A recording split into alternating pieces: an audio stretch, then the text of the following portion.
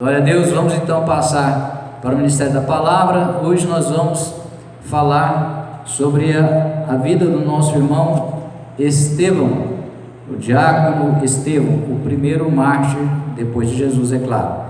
Vamos pedir ao nosso Deus que venha falar conosco, nos dando o entendimento, o discernimento, a iluminação, a revelação das Sagradas Escrituras, para compreendermos tudo aquilo que Deus quer comunicar conosco, comigo, com você nessa noite, para que assim nós sejamos abençoados com essa mensagem, com essa palavra, para a glória do nosso bom Deus. Em nome do Senhor Jesus, nós pedimos e agradecemos. Amém e graças a Deus.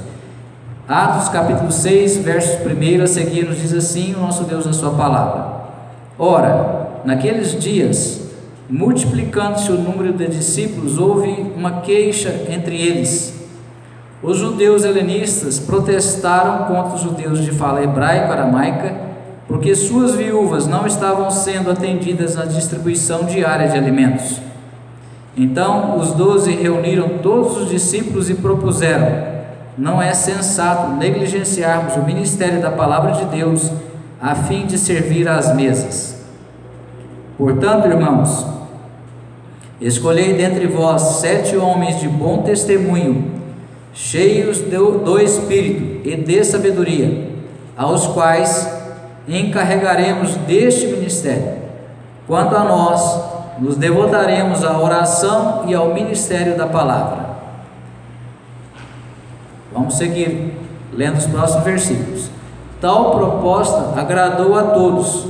Então escolheram Estevão, homem cheio de fé e do Espírito Santo, além de Filipe, Prócoro, Nicanor, Timon, Parmenas e Nicolau, um convertido ao judaísmo proveniente de Antioquia. Apresentaram-nos diante dos apóstolos, os quais oraram e lhes impuseram as mãos. E a palavra de Deus era divulgada, de modo que se multiplicava grandemente o número dos discípulos em Jerusalém. Inclusive muitos sacerdotes obedeciam à fé. Ou seja, muitos sacerdotes que eram judeus,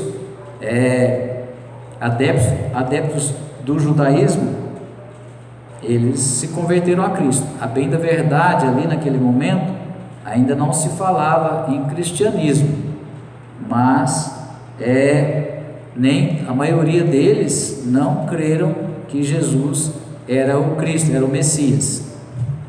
Então alguns se converteram. Se eram sacerdotes, é porque eram sacerdotes judeus, adeptos do judaísmo, conforme nós conhecemos hoje. Seguindo na leitura agora do verso 8 a seguir, do mesmo capítulo 6 de Atos dos Apóstolos. Estevão, homem cheio de graça e do poder de Deus, realizava prodígios e sinais milagrosos entre as multidões. Vamos repetir esse versículo. Estevão, homem cheio de graça e do poder de Deus, realizava prodígios e sinais milagrosos entre as multidões. Glória a Deus. 9 a seguir. Entretanto, levantaram-se alguns que pertenciam à chamada sinagoga dos libertos, dos judeus de Cirene e de Alexandria, assim como das províncias da Cilícia e da Ásia. E estes homens começaram a discutir com Estevão. Contudo, não podiam resistir à sabedoria e ao espírito com que ele argumentava. Vamos repetir o 10. Contudo, não podiam resistir à sabedoria e ao espírito com que ele argumentava. Sendo assim, subornaram alguns outros homens para o caluniarem. Nós o temos ouvido proferir palavras ultrajantes contra Moisés e contra Deus. Logicamente, isso aqui eles estavam mentindo, né? Com isso, conseguiram incitar o povo, os líderes religiosos e os mestres da lei, e, prendendo Estevão, conduziram-no à presença do Sinédrio. Ali apresentaram falsas testemunhas que alegavam: este homem não para de proferir blasfêmias contra este santo lugar e contra a lei. Então ele estava sendo acusado de falar contra o templo, o santo lugar, que eles chamavam o templo de santo lugar, e contra a lei dada por Deus a Moisés, a lei mosaica. Verso 14 esse aqui: porquanto nós o temos ouvido proclamar que esse Jesus de Nazaré destruirá este lugar, ou seja, o templo, e mudará as tradições que Moisés nos legou. Vamos repetir o 14. Porquanto, essa é a principal acusação deles contra Estevão, porquanto nós o temos ouvido proclamar que este Jesus de Nazaré destruirá este lugar e mudará as tradições que Moisés nos legou. Então todos os que estavam assentados no sinédrio, ao fixarem seus olhos em Estevão, viram que seu rosto parecia com o rosto de um anjo. Ali então, eles, depois de ouvir essa acusação, fixaram os olhos em Estevão e viram o rosto iluminado. O rosto de Estevão estava então cheio da glória de Deus, iluminado como se fosse o rosto de um anjo. Agora nós vamos concluir a leitura de Atos, para depois passar para a exposição, os comentários que nós vamos fazer e mais outros versículos paralelos que nós vamos também comentar. Vamos ler aqui na sequência em Atos dos Apóstolos, no capítulo 7, somente os versos 51, 52 e 53. O capítulo 7 de Atos dos Apóstolos é a defesa de Estevão, e ele vai fazer um longo discurso. Esse é o discurso mais longo da Bíblia, com exceção ao feito por Jesus no monte, que é chamado como Sermão do Monte, em Mateus 5, 6 e a parte final, se não me engano, no 7. Então aqui ele faz a defesa na parte, grande parte, não vou nem falar que é a parte inicial, porque é quase o capítulo 7 todo, ele fazendo a sua defesa. E para fazer a sua defesa, ele vai fazer um resumo de toda a história do povo de Deus. Então, se você quiser ler de forma resumida, para ter uma noção geral da história do povo de Deus, daquilo que aconteceu com o povo de Deus, você vai ler então depois esse capítulo 7 de Atos dos Apóstolos. Mas não é o nosso foco, não é o nosso objetivo para a mensagem dessa noite. Então nós vamos ler Atos 7, 51, 52 e 53, que nos diz assim o nosso Deus, na sua palavra: homens duros, isso aqui agora é Estevão falando para eles, lá no Sinédrio: homens duros de entendimento e incircuncisos de coração e de ouvidos, vós sempre resistis ao Espírito Santo, da mesma forma como agiram vossos pais, assim vós fazeis também. Que profeta vossos antepassados não perseguiram? Assassinaram até mesmo os que anteriormente anunciaram a chegada do justo. Aqui está se referindo ao Senhor Jesus, justo em letra maiúscula.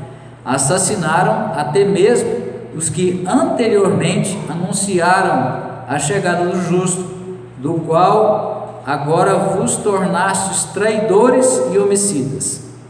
Vós que recebestes a lei por ministração de anjos, porém não a obedecestes.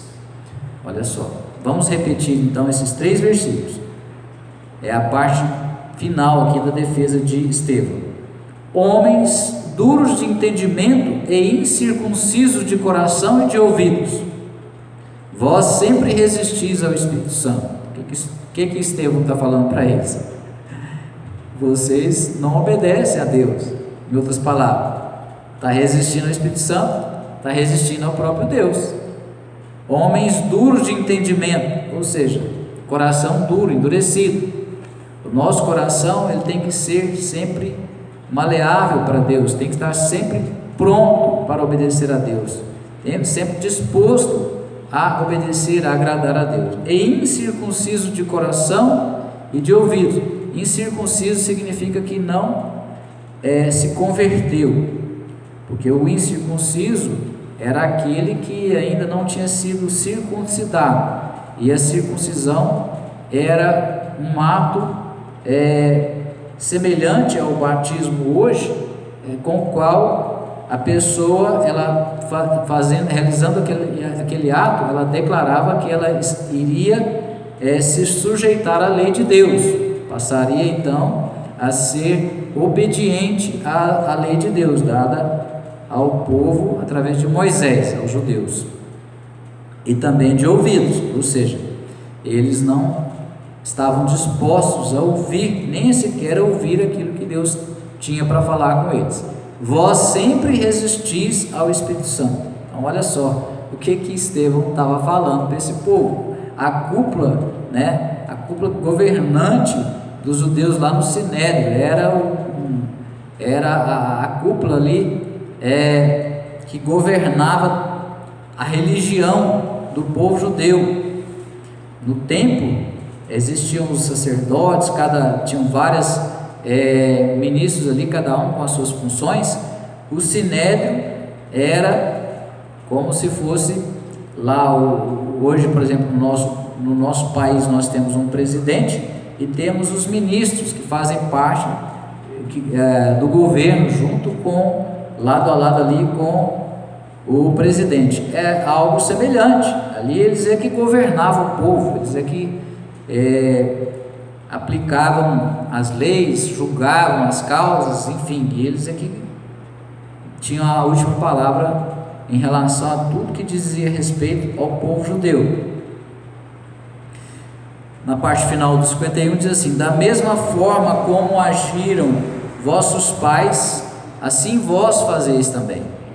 Que profeta vossos antepassados não perseguiram? Estava falando para eles, os seus pais, os seus antepassados perseguiram todos os profetas, porque os verdadeiros profetas, eles anunciavam as coisas reveladas por Deus, e aí aqueles que não estavam dispostos a obedecer a Deus se rebelavam contra os profetas, falando que eles eram falsos profetas, acusavam, perseguiam e aprisionaram, assassinaram os profetas. Da mesma forma como agiram vossos pais, assim vós fazeis também. Que profeta vossos antepassados não perseguiram?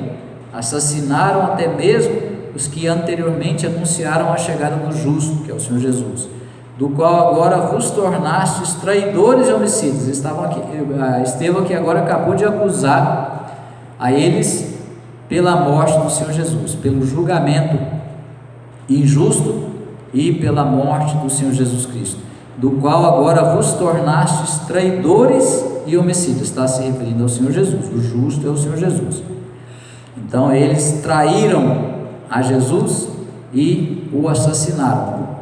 Aquele julgamento que foi todo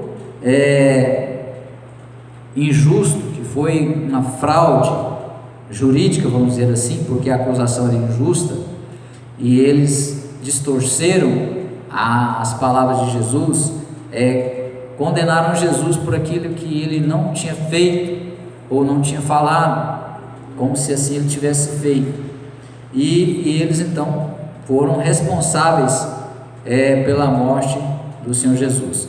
E era verdade mesmo, foi isso que aconteceu. E Estevão corajosamente agora estava acusando a eles ali.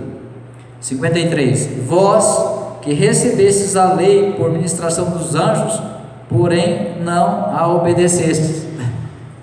Acabou de falar, vocês não obedecem à lei. Vocês receberam a lei, mas conhecem a lei, mas não obedecem. Então, aí agora a coisa ficou mais complicada ainda, para Estevão, a partir dessas verdades que ele declarou a eles. Vamos ler aqui na sequência, versos 6, 7, 7, Atos dos Apóstolos, capítulo 7, vamos ver aqui na sequência para nós vermos o que aconteceu. 54 ao 60, do capítulo 7. Ao ouvir tais palavras, grandemente se lhes enfureceu o coração e rilhavam os dentes contra Estevão. Contudo, Estevão, cheio do Espírito Santo, ergueu seus olhos em direção ao céu e contemplou a glória de Deus e Jesus em pé à direita de Deus, e exclamou: Eis que vejo os céus abertos e o Filho do Homem em pé à direita de Deus.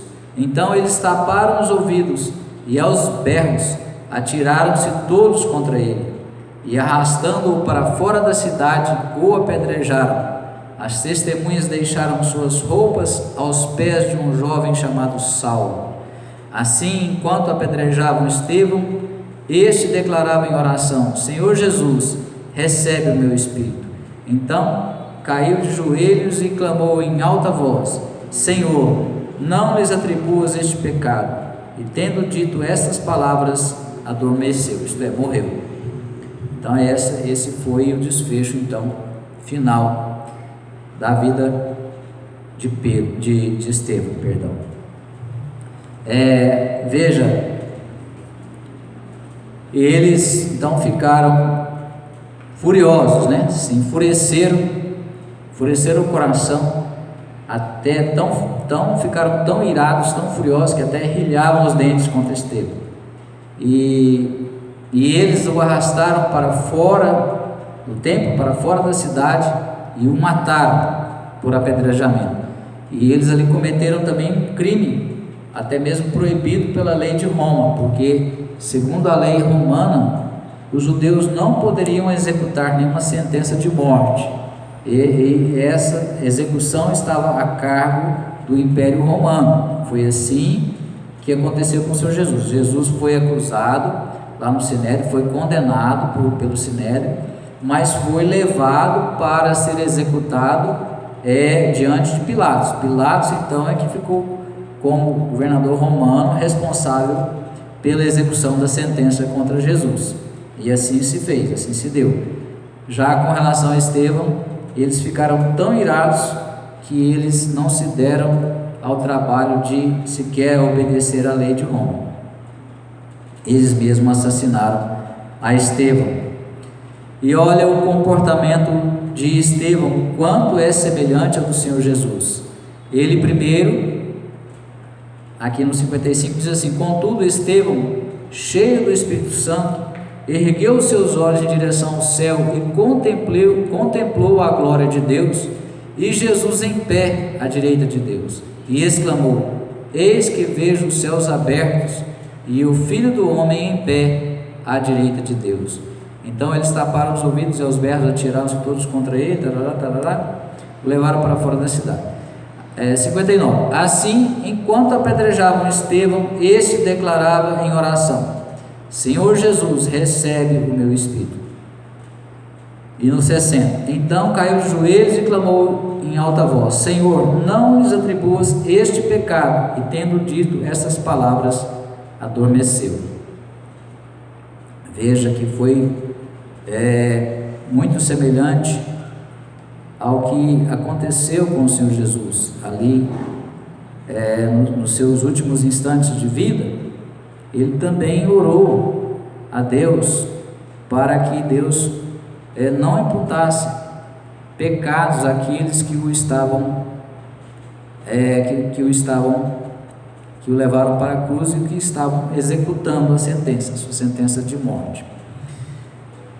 Glória a Deus.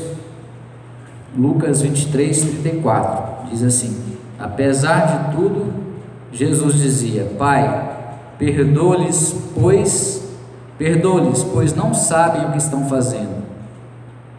A seguir dividiram entre si as vestes de Jesus, tirando sortes. Então Jesus também fez essa oração ali nos últimos instantes da sua vida: Pai, perdoa-lhes, pois não sabem o que estão fazendo. assim como depois também fez Estevão. Então, nós vemos que o diácono Estevão, ele era um homem de muitas qualidades, e nós vamos falar delas já já, mas aproveitando essa menção ao perdão, nós queremos enfatizar que é muito importante nós compreendermos e aplicarmos essa prática de perdoar aqueles que nos ofendem sempre que for necessário.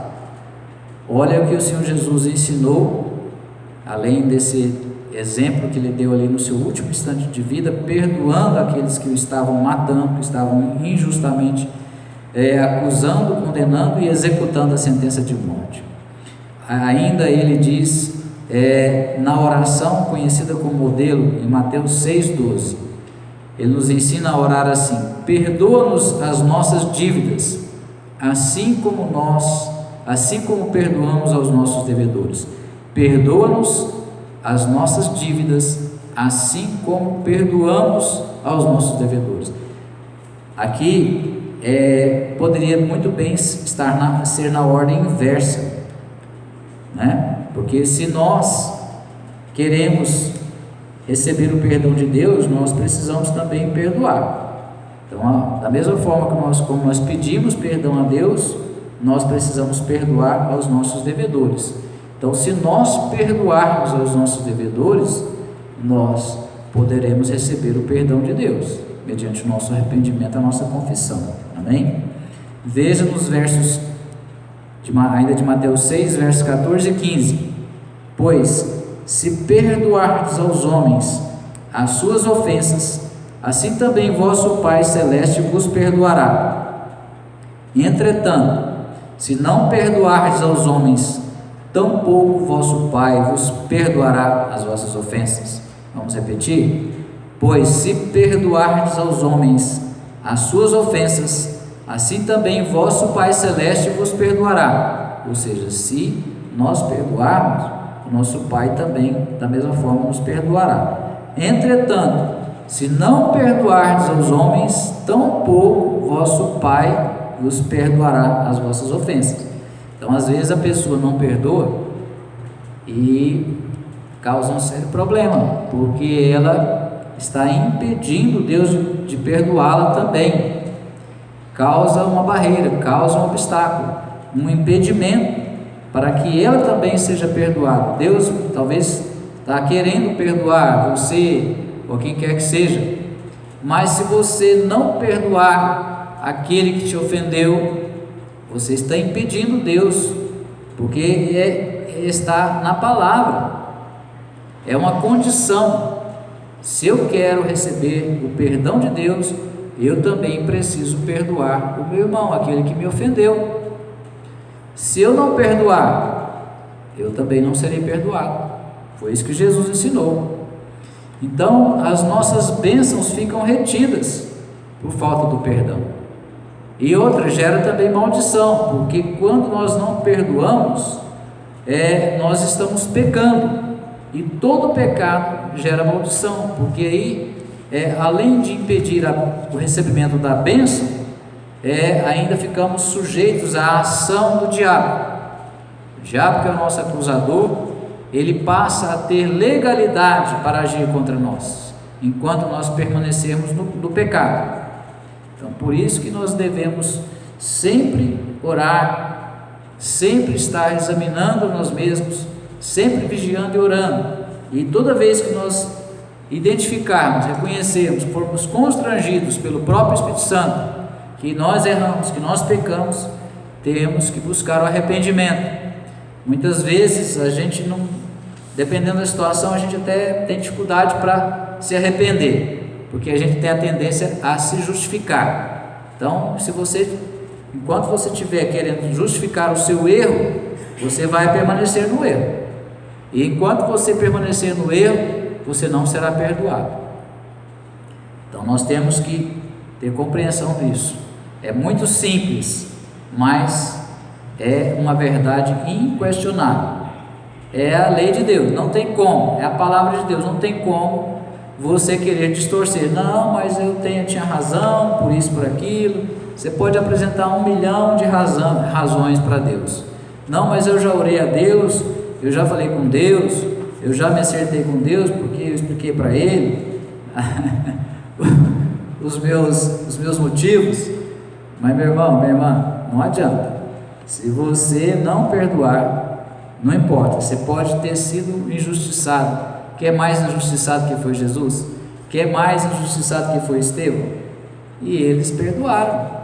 O nosso exemplo está aí, e a palavra do Senhor Jesus também está aí. Então não adianta você querer ir contra a palavra de Deus. Ele não vai contra Ele mesmo, Ele não vai contra a sua palavra, Ele é fiel a si mesmo, Ele é fiel à sua palavra, amém? Então essa questão do perdão, ela é muito séria. Enquanto eu tiver dificuldade para perdoar, se agora já superando a explicação do nosso arrependimento, passando agora para a questão de liberar perdão para alguém, enquanto eu tiver dificuldade de liberar o perdão genuinamente, eu preciso buscar de Deus em oração, em jejum, que o Espírito Santo me ajude para que eu consiga liberar o perdão. A liberação do perdão, ela nos liberta. Enquanto nós não perdoarmos, nós estamos presos porque nós estamos pecando. Aí o pecado gera uma escravidão, porque dá uma legalidade para o diabo agir. Quando nós perdoamos, nós somos libertos. E se a outra pessoa continuar falhando, continuar no erro, continuar no pecado, continuar sendo injusta, aí o problema fica sendo só dela, não é mais seu, porque você já liberou o perdão, você está livre. A outra pessoa vai ter que se acertar com Deus. O que a gente pode fazer é orar para que ela também se arrependa e confesse e deixe também do seu pecado. É isso que a gente pode e deve fazer. Mas você vai ser abençoado a partir do momento que você perdoar. Nós já vimos um testemunho de um pastor que conta, eu já vi essa pregação dele, esse pastor nem é brasileiro. Ele conta que ele estava ministrando num local, como se fosse uma conferência, e quando ele estava orando por cura, uma mulher, ele viu, o Espírito Santo direcionou o olhar dele para uma mulher que estava com os dedos, com as mãos levantadas e os dedos todos retorcidos. Era artrite, artrose. E quando ele orou por ela, ela imediatamente abriu, estendeu os dedos, estendeu as mãos e foi curada.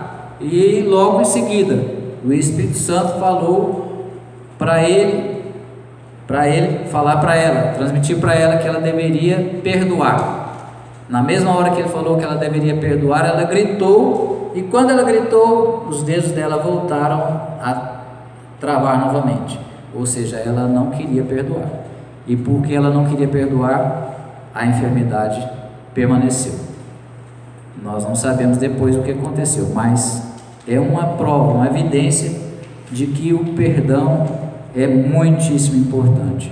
Então agora nós vamos enfatizar alguns aspectos mais a respeito do caráter de Estevão e da importância de nós compreendermos esses aspectos e procurarmos, nos esforçarmos, nos dedicarmos para receber de Deus também a condição de ser encontrado em nós, de nós desenvolvermos também essas qualidades semelhantes às que Estevão tinha. Veja em Atos, no capítulo 6, nós vamos enfatizar aqui o que nós já lemos. Então escolheram Estevão, homem cheio de fé e do Espírito Santo. Homem cheio de fé e do Espírito Santo. Nós precisamos ser cheios de fé e cheios do Espírito Santo. E como que nós vamos ser cheios de fé? Conhecendo mais a Deus, conhecendo mais a palavra de Deus, confiando plenamente em Deus e na sua palavra. É assim que nós vamos nos enchendo de fé, confiando, crendo, e para isso nós temos que conhecer. Aí nós vamos dar material para o Espírito Santo trabalhar em nós, porque tem gente que pensa que tudo é sobrenatural. Não, Deus, o Espírito Santo vai te fazer lembrar, mas vai te fazer lembrar do quê? Se você não leu, você vai lembrar de quê? Ah não, o Espírito Santo vai colocar as palavras na minha boca, mas seu coração não está cheio da palavra de Deus. Como é que da sua boca vai sair palavra de Deus se seu coração não está cheio da palavra? Para estar cheio da palavra, precisa passar pela mente e depois vir para o coração. É a mente, que é o entendimento, que é a razão, que é o racional, o entendimento, junto com a fé, que está no Espírito, que está no coração. Aí sim, a palavra fica viva, mas tem que ter a combinação desses dois aspectos. Agora, para isso eu preciso ter entendimento, eu preciso de ler, de estudar, de examinar. E para ter revelação, eu preciso de orar, para vir no Espírito. Amém? Então são esses dois fatores essenciais para a vida do cristão.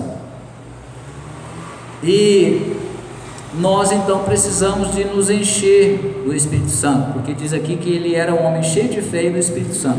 Vamos ler aqui em Efésios, no capítulo 5. Vamos ler rapidamente para trazer o contexto, versos 17 a 21, nos diz assim: portanto, não sejais faltos de juízo, mas buscai compreender qual é a vontade do Senhor. E não vos embriagueis com vinho, que leva à devassidão, mas deixai-vos encher pelo Espírito. Ou seja, Deus quer nos encher, Deus quer te encher dele, do Espírito dele, a você, a mim, a nós, mas nós temos que deixar, porque Deus respeita a nossa vontade, nosso livre-arbítrio. Nós temos que querer, e muito. Amém? Falando entre vós com salmos, e hinos e cânticos espirituais, cantando e louvando de coração ao Senhor, e cotidianamente dando graças por tudo a Deus, o Pai, em o nome de nosso Senhor Jesus Cristo, sujeitando-vos uns aos outros no temor de Cristo. Então eu preciso de exercer tudo isso, além de meditar, examinar, estudar as Escrituras e orar. Eu preciso ter um comportamento condizente com a vida de um cristão. Como que é esse comportamento? Falando entre nós, com salmos, hinos e cânticos espirituais, cantando, louvando de coração ao Senhor e dando graças a Deus por tudo, no nome do Senhor Jesus Cristo. E ainda mais, sujeitando-vos uns aos outros no temor de Cristo. Essa parte que muita gente ignora, muita gente não quer ser um crente muito espiritual e acha que está cheio do Espírito Santo, mas não se sujeita um ao outro no temor de Cristo. Ou seja, a pessoa que não respeita o seu próximo, o seu irmão, a pessoa que não ama o seu irmão, a pessoa que nem perdoa, conforme nós falamos antes. Então não tem como você ficar cheio do Espírito Santo se você não exercer o amor, não se relacionar com as pessoas, especialmente os próximos, mais próximos de você, no amor do Senhor Jesus, no amor de Cristo, no temor de Deus, sujeitando-vos uns aos outros no temor de Cristo. Ou seja, eu vou tratar a pessoa bem, não é porque ela merece não, mas é porque eu amo ao Senhor Jesus, e porque eu reconheço o amor que Ele tem por mim, mesmo eu sendo falho, pecador, eu também vou provar, mostrar o meu amor a Ele, amando ao meu próximo, mesmo quando ele não mereça receber de mim o amor, mas eu vou praticar, eu vou exercitar esse amor, tolerando, suportando, orando por ele, perdoando a ele, enfim, fazendo tudo o que nós temos que fazer como cristãos. Amém? Louvado seja o nome do Senhor Jesus. Não resistir ao Espírito Santo significa que nós não podemos opor a sua influência, a sua direção e a sua vontade. Veja, Estevão falou para eles ali, vós sempre resistis ao Espírito Santo. Eles tinham um conhecimento, por isso que a Bíblia fala que a letra mata, mas o Espírito vivifica. Ou seja, eles tinham conhecimento da letra, das Escrituras Sagradas, eles eram mestres, doutores na lei, escribas, mas eles não tinham o Espírito de Deus, o Espírito Santo. Por isso que eles não praticavam, não colocavam em prática aquilo que as Escrituras os orientava, ou nos orienta a todos.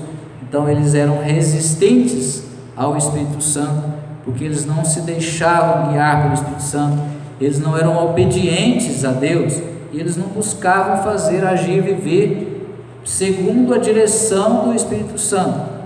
Amém? Então, é isso que nós precisamos entender. Ainda em relação a esse assunto, vamos ler agora em Romanos capítulo 8, nos diz assim, vamos ler dos versos 5 ao 8, Romanos 8, 5 ao 8, nos diz assim a palavra do nosso Deus: os que vivem segundo a carne, têm a mente voltada para as vontades da natureza carnal. Entretanto, os que vivem de acordo com o Espírito Santo, têm a mente orientada para satisfazer o que o Espírito deseja. Olha, entretanto, os que vivem de acordo com o Espírito, ou seja, guiados pelo Espírito Santo, têm a mente orientada para satisfazer o que o Espírito deseja, ou seja, vai vir na minha mente, eu vou receber a orientação do próprio Deus, do próprio Espírito Santo, de como que eu devo viver, de como que eu devo agir, daquilo que eu devo fazer e do que eu não devo fazer. A minha mente vai ser orientada para fazer aquilo que o Espírito deseja, o que Deus deseja que eu faça, ou que deixe de fazer, ou que eu me abstenha de fazer, não faça. Pois o modo de pensar da carne é morte, carne aqui é a natureza carnal, mas a mentalidade do Espírito Santo é vida e paz. Então, quando eu estou sendo guiado pelo Espírito Santo, iluminado, orientado, dirigido pelo Espírito Santo, o que eu vou ter? Vida e paz. Que tipo de vida? A vida que Deus tem para mim, a vida que Deus preparou para mim, ou para você, ou para nós. Amém? Vida verdadeira, vida com abundância, vida e com plena paz. Vida e paz, porque a mentalidade da carne é inimiga de Deus, pois não se submete à lei de Deus, nem consegue fazê-lo. Ninguém que não é guiado pelo Espírito não consegue obedecer a nada praticamente. Quando a gente é guiado pelo Espírito Santo, a gente, na maioria das coisas, a gente obedece a Deus. Logicamente que isso aí dependendo do grau de santificação, da maturidade, uma série de aspectos. Os que vivem na carne não podem agradar a Deus. Então, quem vive satisfazendo a vontade da sua própria natureza carnal, não consegue, não pode agradar a Deus. Amém? Ainda em Romanos, no capítulo 8, vamos ler agora nos versos 13 e 14, diz assim: pois, se viverdes de acordo com a carne, certamente morrereis, a morte espiritual. No entanto, se pelo Espírito fizerdes morrer os atos do corpo, vivereis.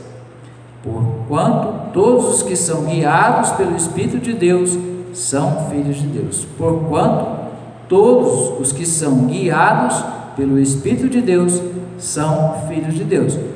Por consequência, quem não está sendo guiado pelo Espírito de Deus não está vivendo como filho de Deus.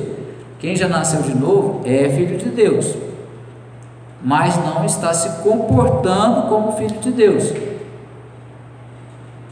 Amém? Para que meu comportamento seja condizente com a minha condição de filho de Deus, eu já nasci de novo do Espírito, eu preciso ser guiado pelo Espírito Santo. Aí eu vou fazer a vontade de Deus. Amém? Lucas 4, versos 1 e 2 nos diz assim, sobre estar cheio do Espírito Santo.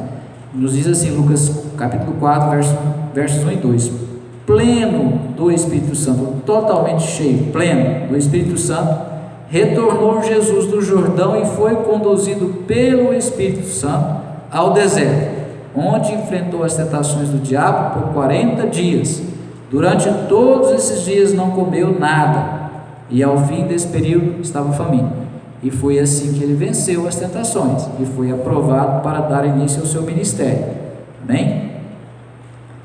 Atos 13, capítulo 13, vamos ler agora dos versos 8 ao 11. Um exemplo agora da pessoa que está cheia do Espírito Santo. Atos capítulo 13, versos 8 ao 11.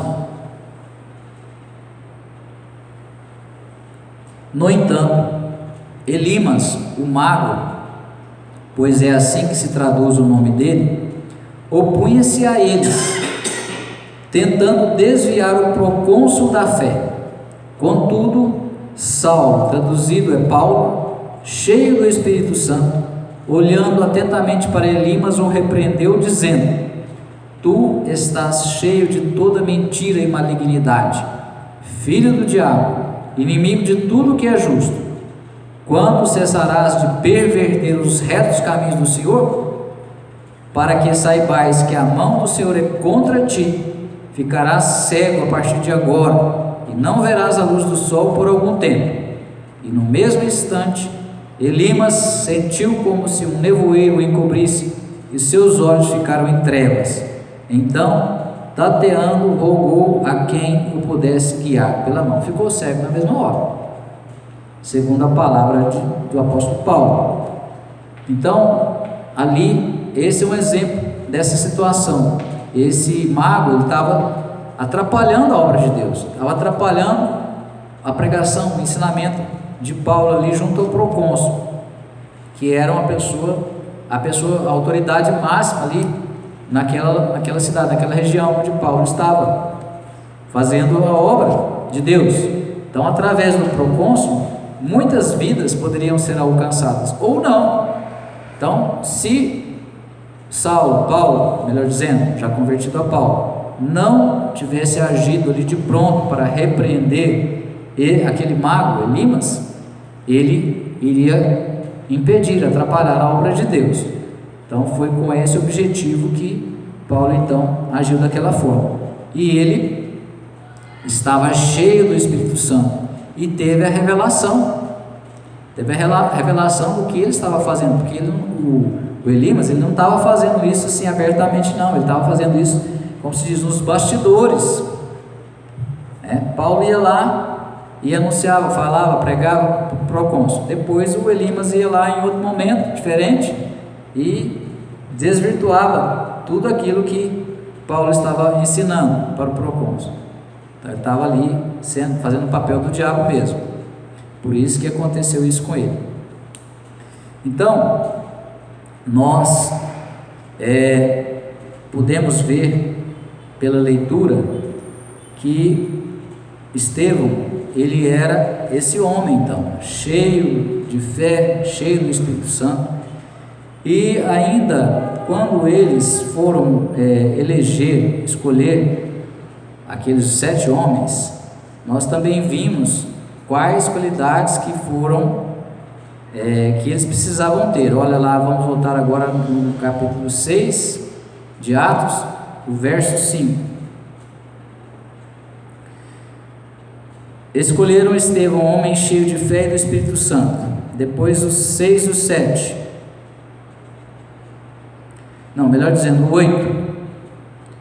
Estevão, Atos 6, verso 8. Estevão, homem cheio de graça e do poder de Deus, realizava prodígios e sinais milagrosos entre as multidões. Estevão, homem cheio de graça e do poder de Deus, realizava prodígios e sinais milagrosos entre as multidões. Então ele era realmente um homem cheio do Espírito Santo, e através dessa comunhão e dessa plenitude do Espírito Santo, Deus com ele ali, o poder de Deus era com ele, era sobre ele, e por isso, como ele tinha a favor dele, como ele sempre fazia tudo guiado pelo Espírito Santo, ele fazia tudo o que Deus queria que ele fizesse. Então através dele Deus realizava prodígios e sinais milagrosos, fazia milagres, e foi isso então que despertou a oposição daqueles que eram contra os seguidores de Cristo, contra os futuros cristãos, e foi por isso que eles o condenaram, e foi por isso que eles o mataram, da mesma forma como eles fizeram com Jesus. Eles não suportaram a verdade, então eles não queriam ouvir a verdade, e eles encontraram uma forma ardilosa, uma forma injusta de acusar e condenar a Estevão. Então nós, se queremos também que Deus seja conosco, que Deus nos capacite para realizar tudo aquilo que nós Deus já nos comissionou para fazer no nosso chamado, no nosso ministério, nós precisamos também nos encher do Espírito Santo, precisamos também receber graça e poder de Deus, porque aí sim nós vamos ter aquelas qualidades que foram observadas em Estevão. E ele era um homem que tinha uma conduta irrepreensível, as suas palavras eram irresistíveis, quando ele falava, quando ele pregava, o poder de Deus agia e as pessoas eram tocadas, as pessoas se convertiam, as pessoas entendiam e aquelas palavras então produziam efeitos, produziam vida, produziam libertação e todas as pessoas eram abençoadas. As suas obras, os feitos dele, as obras dele, os milagres que Deus fazia através dele eram inegáveis, eram irrefutáveis. Então a sua conduta e as suas palavras já eram evidências do seu caráter, um caráter aprovado por Deus, um caráter semelhante ao do Senhor Jesus Cristo. E as suas obras ou as suas ações já também eram revestidas do poder de Deus, por isso que os milagres aconteciam através de Estevão. Então hoje é o que nós estamos precisando, para que a igreja, o povo de Deus realmente esteja preparado, porque às vezes a gente ouve falar em avivamento, mas sem um padrão cristão como esse de Estevão, nós não teremos avivamento. Se as pessoas realmente não se interessarem a se tornarem cristãos na verdadeira acepção da palavra, isto é, imitadores de Cristo, não tem como Deus liberar poder, Deus fazer milagres, que aí aí é por isso que nós estamos pregando e anunciando, e que nós precisamos realmente que o nosso caráter seja transformado, para que nós sejamos aperfeiçoados, santificados, para que assim Deus volte a realizar milagres, volte a fazer sinais, prodígios, maravilhas em nosso meio, para que o povo se converta, as pessoas realmente se convertam a Cristo.